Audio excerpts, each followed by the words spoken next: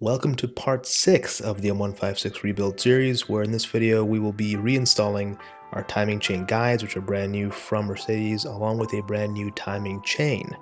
Now, to reinstall the timing chain and guides, you will have needed to see the previous part of the series, which is part 5, where I removed all the stuff. Thankfully, my chain was in good shape before, however, some of the guides were actually pretty worn.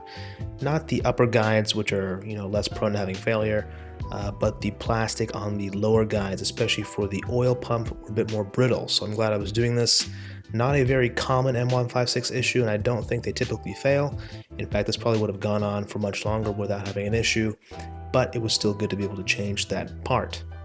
You can see I'm pretty much just reinstalling these in the exact same way I took them out, except for the new guides. I'm sliding them in first and kind of putting the chain around them as they would go. Keep in mind that we don't have our top sprockets in yet, which connect to the cam adjusters, or at least link up with them, so we can't really get things in place perfectly yet, but we're loosely putting the guides in. You can see I've put the dowel pins back in, I just haven't screwed them in yet. And of course, making sure your chain is routed the same way is very important, but pretty self-explanatory if you've already gotten it removed. It's a good time to inspect the sprockets for the timing chain and check out those little rubber black pieces on there.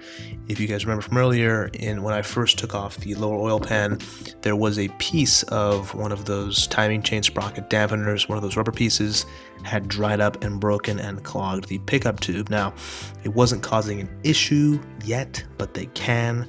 So definitely inspect all those pieces. If I were you, if I were to do this again, I would have changed all of those sprockets without a doubt. That would have been good for another 10-15 years. In fact, probably more like 20 years, to be honest. But you can also just remove those rubber pieces and it'll work just fine. You may have a slightly noisier timing chain, but like I said, if I were to do this again, I would certainly just remove those and replace them. On the screen you can see I'm replacing the timing chain sprockets. These are the same ones we used earlier, just now with our new chain. We're just kind of getting them in the right place. Not a full installation yet, but getting them in place to get ready to put the front cover back on. If you wanted to, you could also zip tie through the timing chain sprocket if you were concerned about it falling through. But from my perspective, due to the positioning of both the head and the timing chain guides, they weren't going to go anywhere. So it'll be nice to have them in place and ready to go for the front cover to go back on. But overall, like I said, this is pretty much the same process as removal. I will say I am putting a very thin layer of either oil or Lucas Oil engine assembly lube before placing these parts back in the engine, just to prevent any marring or scratching that we don't need to do. Alrighty, so I've kind of loosely installed the new guides and new chain. However, it's important to note that I have not at all tightened a single thing down, just so I made sure I got it right. What I recommend doing is getting the chain on the sprockets, the main sprockets first, because those are going to be the most challenging to get access to. Do that first, kind of put the guides in slowly, and then kind of put the pins in loose so you can see they're not all the way through, just to kind of hold them in place. It looks like we're all good to go now. So what I'll do first is I'm going to put in the pins for the main sprockets that go on the heads. Exact same way we took them out, except we're going to use a slight rubber mallet or so to just kind of tab them in slowly. And not all the way, because we can use that Allen head screw to kind of suck it in that last little while there. And then for the rest of these, we have to use either our special tool or kind of gently tap these guys in to make sure they get all the way through. But as we can see, it's pretty much all we have to do to get the new chain and guides in. Pretty straightforward. Reinstalling the timing chain sprocket is far easier in my opinion than removing it, because that truly was a pain without the special tool.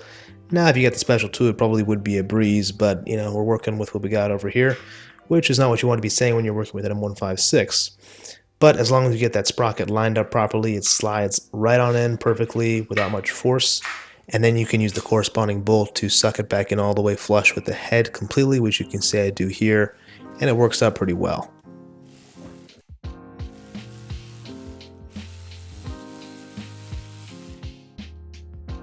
As you can see, we've got part of our puller tool actually installed right over here. Don't want to damage the actual pins. I'm just going to use a very small hammer on this. Happy New Year, everyone. It's about 12:50 in the morning on New Year's Day 2024. New year, new timing chains, new timing chain guides. Also, just threw on the new oil pump timing chain, and oil pump chain rather, and oil pump chain guides. Just put them from the bottom, have the bolts ready to go. Tomorrow we'll put on and reseal the front cover. We're also going to put on both oil pans, and then we'll also have to do timing, which will be fun. So see you in the morning. The next morning. Alrighty, so that concludes the new timing chains and new guides for both the actual engine and also the oil pump. Reinstall the oil pump, as you can see over there. Once you've cleaned the mating surfaces with both this stuff over here, the special Loctite, I think it's like 9570 or something like that. I'll put the part number in the description. It's also right over here if you need it. We'll also be using the special Mercedes silicone to reseal this, just like we did for the bed plate. Now, if you didn't watch the bed plate video, I'll show you what that looks like. This right here is Mercedes special silicone I use for lots of different oil cavities and all that. For the bed plate, all the oil pans on this version of the 156. I think the 113 has some PCV parts that are actually used by the same sealant as well. It's pretty expensive, about 30 bucks a tube from online, but it is by all means the very best silicone you can use for this engine. It comes with this little tube over here. You basically insert this thing and you push through like that. You gotta cut the tip off, obviously. They want you to use their special caulking gun, which is like 250 bucks, but I found that using a normal caulking gun with a pretty high thrust ratio works just fine. I'll show you guys what that looks like as well. So I mean, as you can see, really nothing special going on here. Pretty typical caulking gun. Bought this one on Amazon because it had a higher thrust ratio than ones I saw at Home Depot, for example. But it comes with this tip as well. The actual sealant does. Not a perfect fit, but it fits well enough and it does the job. So we'll be using this now to reseal the timing cover according to this diagram over here. I'll be doing that on the timing cover itself, and then I'll basically plate it on the motor and start loosely putting in the bolts. What I also might do is, you can see how that outer guide is sort of flopping around. That's kind of how it's designed.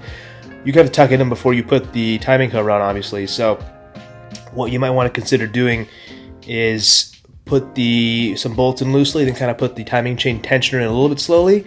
Not all the way, but just get it started so it kind of pushes it out of the way. This way the bolts can go in all cleanly, but it should be completely fine either way. With all new gaskets and hoses on the front cover and quite a lot of fiddling, it goes back on. Not the easiest method, but it does go back on with a little bit of time.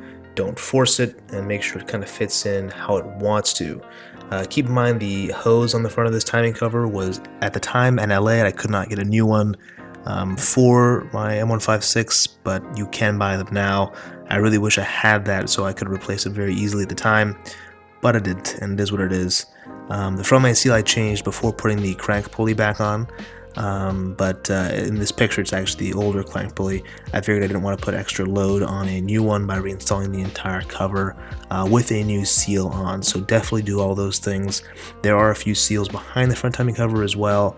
I was incredibly surprised and disappointed to find that a lot of parts for this engine, including lots of random seals on the back of the engine, or the seals between the timing cover and the front of the engine, were simply not available. Any dealership I called, they would try to get them, and LA, back ordered, or whatever it was. And this was back in 2023 and 24, so we were definitely past the COVID issues and supply chain problems, unless they were still catching up. But considering that AMG still produces this engine for the AMG GT3 in their race cars, anyways, I was left with using some of the bed plate sealant and front cover sealant on some of the older seals to, I guess, reinforce them, was what my thought process was. A very small amount on the oil galleries, just to kind of make those seals still work, because a lot of them were flat. But like I said, they didn't have any replacements, and I was on a time frame to get this engine back in the car. I do see myself pulling this engine again in the future with more space and time, which hopefully I will have soon. But yeah, still very disappointing, all things considered, and I do expect more from Mercedes-Benz, a company which is renowned for parts support for older vehicles with an exceptional classic center, but it seems like the company has different priorities these days. Anyways, rant over. With all the bolts threaded in place, I did the exact same thing I did with all the other bolts on this engine. Referred to WIS and saw what the torque specs were. I believe M6 bolts were torqued to 10 Newton meters and M8 bolts were torqued to 15 to 20 Newton meters depending on position. Overall very straightforward, and just follow the order that WIS demonstrated it on their diagrams. Although I believe for the front cover there was no specific order for the bolt pattern. I just kind of did what felt right in terms of going diagonally across and also vertically, because there were vertical bolts that go into the top of the front cover from each of the cylinder heads. There were 1 bolt on each side of each cylinder head, and there were also 2 or 3 bolts on the top of the valley. So very important things to consider when you're torquing this down and making sure it's all spread out evenly. And once all your bolts are torqued down, you've officially got yourself a reinstalled front cover on your M156, and it's honestly not so bad. It's more scary and difficult to remove it than it is to put it back on. I think the process of breaking the original sealant was the most difficult and sketchy because you feel like you're breaking something when really you're not. And of course, using that adhesive dissolver, or at least sealant dissolver, was what was the key in terms of getting that off, in my opinion. Because without that, I feel like it would have been damaging the front cover entirely. In the next part of this very long series, we will be rebuilding some camshaft adjusters and slapping them in the engine with the camshafts and perhaps time the entire engine. Well, that's it for this part of this very long series, and I will see you in the next one. If you guys like this video and all my content so far, check out sta-industries.com and check out all the German car apparel I have, especially M156 stuff. I have license plate frames, cool hoodies, sweaters, high quality stuff with nice embroidery. Check it out, you won't regret it. I'm always posting new stuff on the website, including ML stuff coming soon, specifically ML63 engine rebuild stuff, as it's pretty relevant to what I'm doing right now. But yeah, check out what I already got in there. Lots of cool M156 stuff that I really enjoy wearing while I work on my cars. There is also other Mercedes stuff already up there, like for my SL500, M119 stuff, including a lot of BMW apparel as well, so go check it out.